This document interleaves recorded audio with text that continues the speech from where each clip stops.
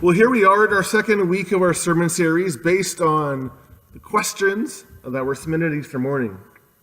I want to thank you, not just for engaging in the process, but engaging in the process as personally as you did. It was quite moving to read your questions. The topic that we are looking at this morning is, so what do I do about faith? What do I do about faith?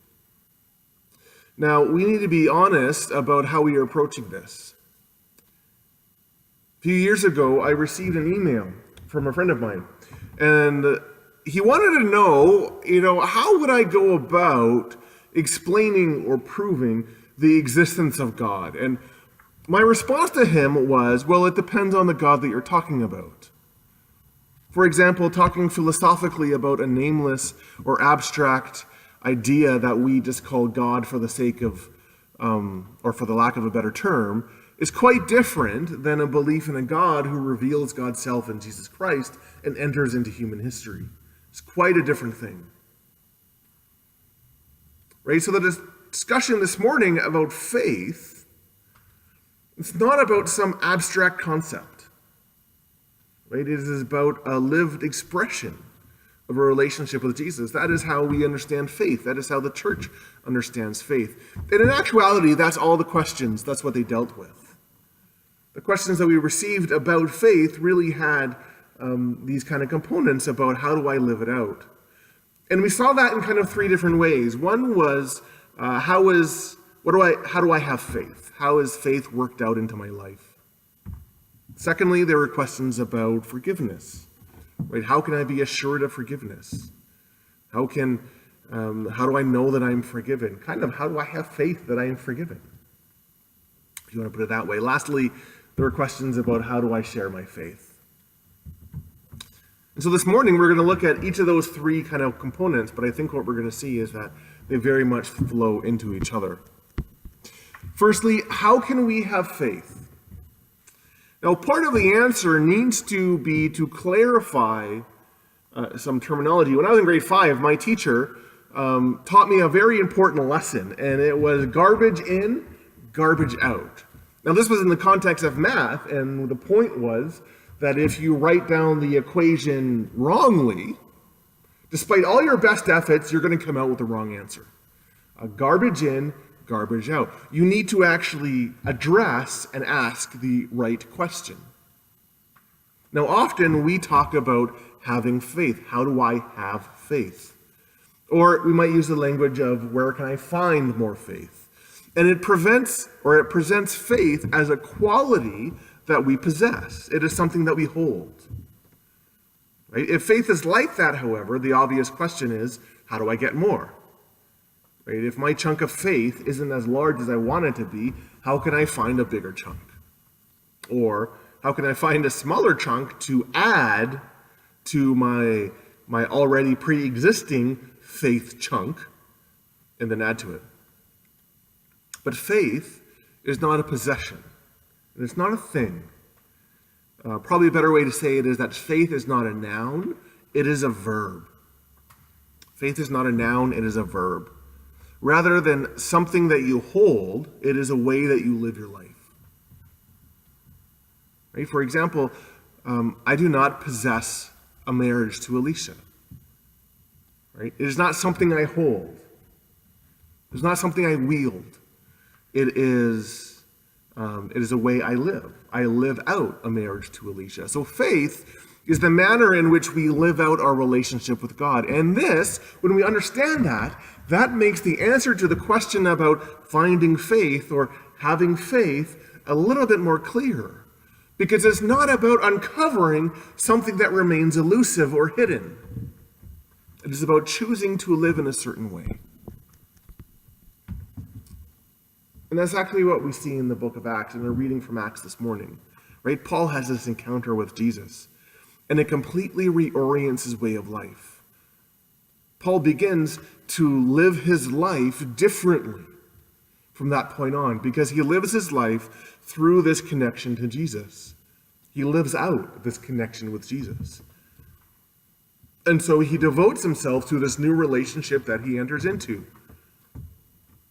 And notice, it's not actually just a one-time thing. right? It is sustained over time, over and over and over again.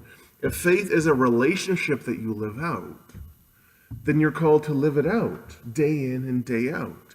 It's a choice that you continually make. So if you are questioning, well, how do I have faith?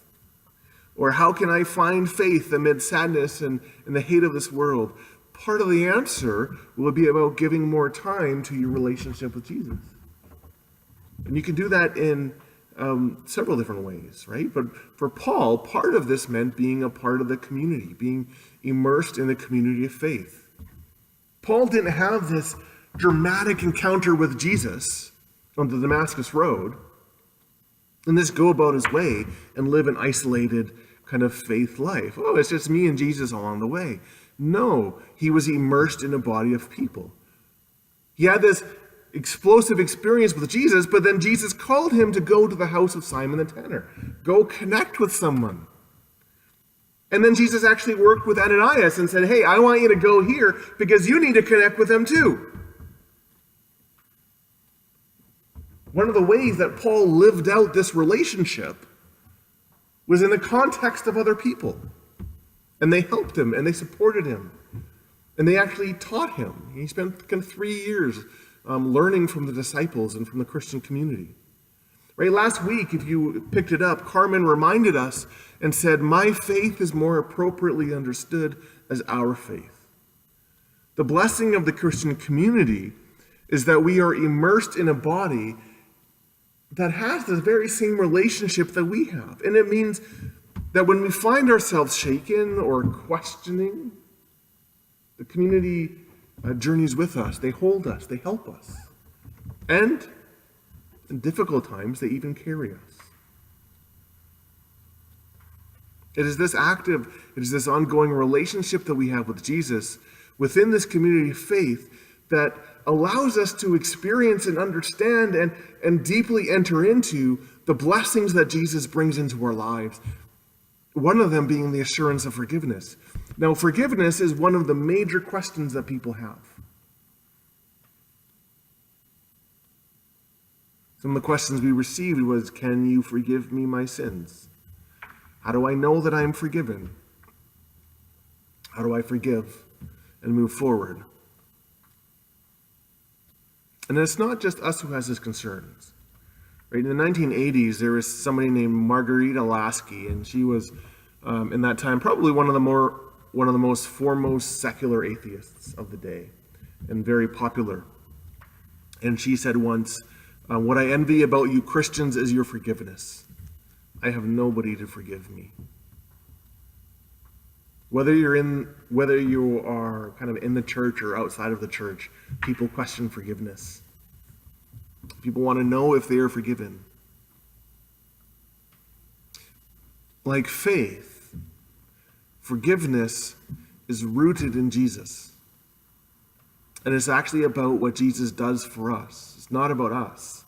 See, if it was about us, if it was about whether we understood something rightly or whether we had secret knowledge or whether we, had an appropriate amount of faith, a faith chunk, then we could mess it up, right? At the end of the day, then we could be fine that we actually missed the boat.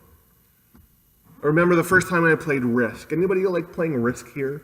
The board game of world domination. I played with a bunch of people who were avid Risk players. They kind of said, hey, let's go play Risk. Oh, yeah, we love Risk. I've never played it before. And so I played with these people, and I got decimated to the point where I had absolutely no fun. And afterwards, they told me, well, just everybody knows it's about Australia. No! Not everybody knows it's about Australia, right? They had the secret knowledge. They had a strategy which everybody seemed to understand but me, right? And I didn't get it. I didn't know it. So at the end of the day, at the end of the game, I was found completely destroyed. Forgiveness is not about whether you have the appropriate strategy. It's not about whether you have the secret knowledge or to use another game metaphor. It's not about if you hold a get out of hell free card. No, forgiveness is about what Jesus chooses to do for us based on his love. It's about what he extends to us. In our gospel reading, we have what is known as the reinstatement of St. Peter. Jesus comes to Peter and he asks him not what he understands, not what he knows, no, but who he loves. Do you love me? He asks him. And let's just recognize, Peter messed up, right? Oh, how badly Peter messed up. All his bravado and all of his talk of faith and dying with Jesus, all of that comes crashing down upon him as he denies Jesus 3 times. And he even so resolutely does he turn his back on Jesus that he actually calls down curses upon himself.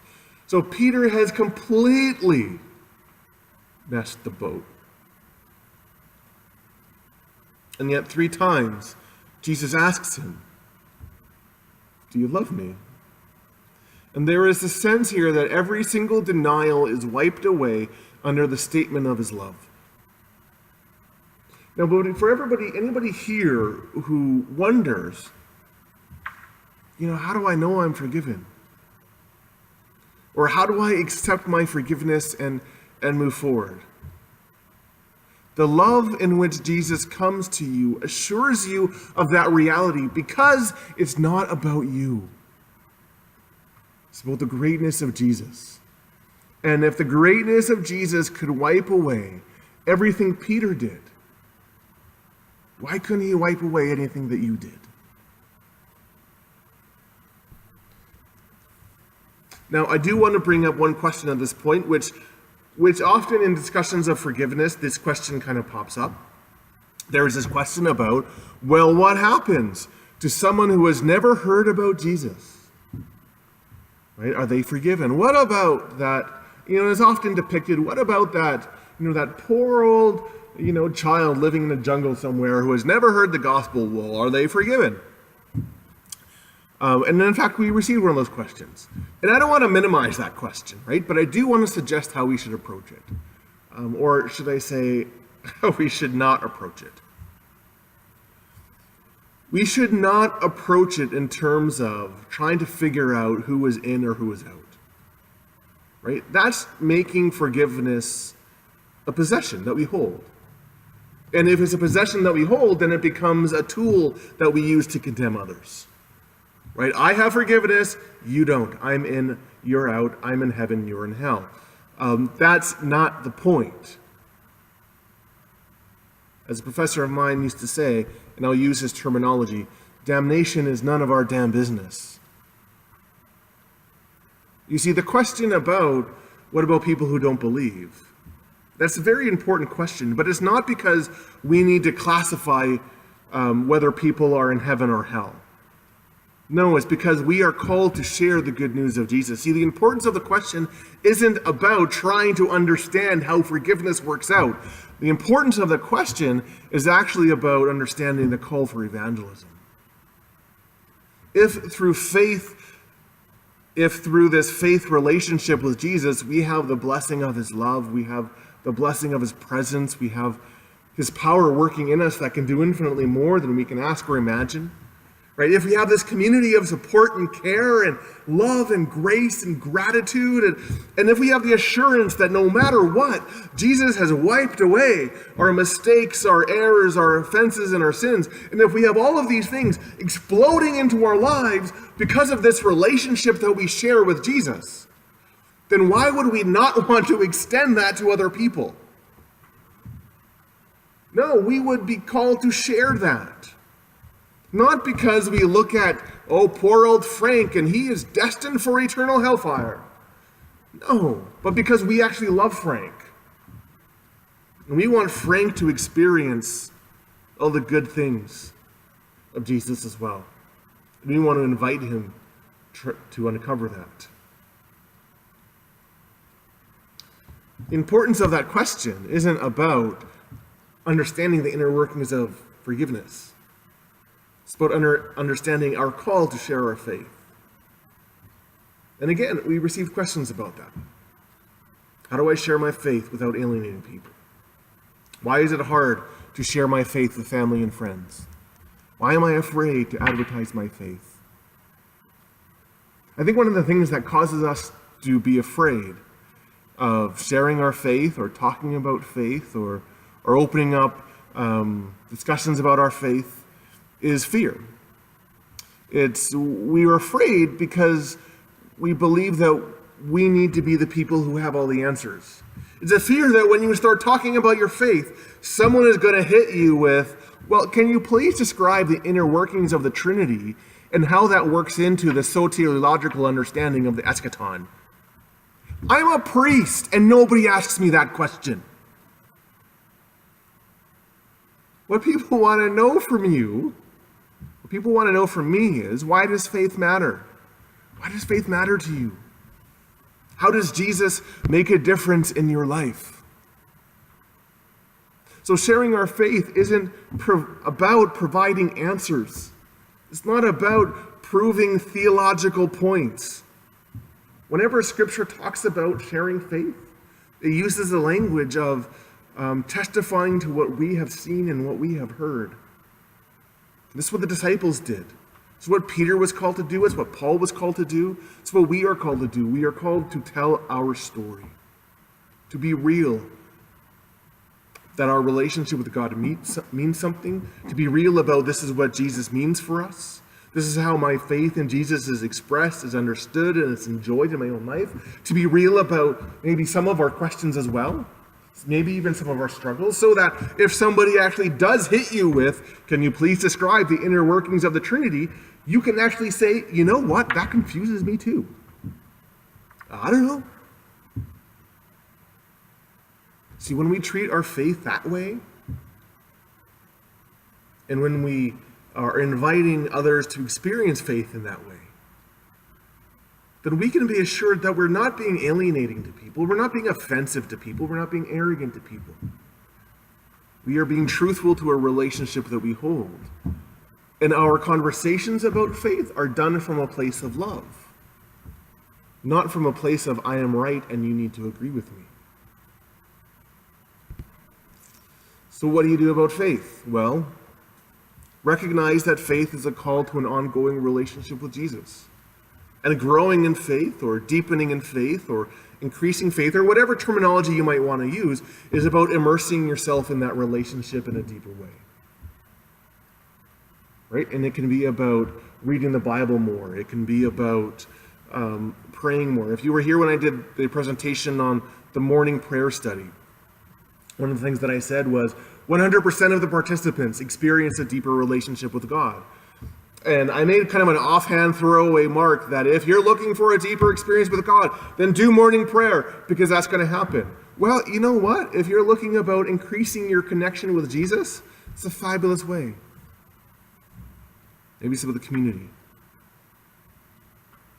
And when you do that, what happens is you often experience countless blessings and the assurance of forgiveness, because that's what Jesus brings into you.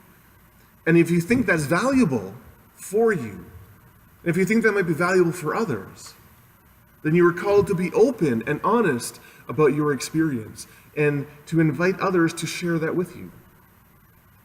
Because faith isn't actually about just you. It's about your place in the community. It's about your relationship with God. And it's about your ministry to other people. Amen.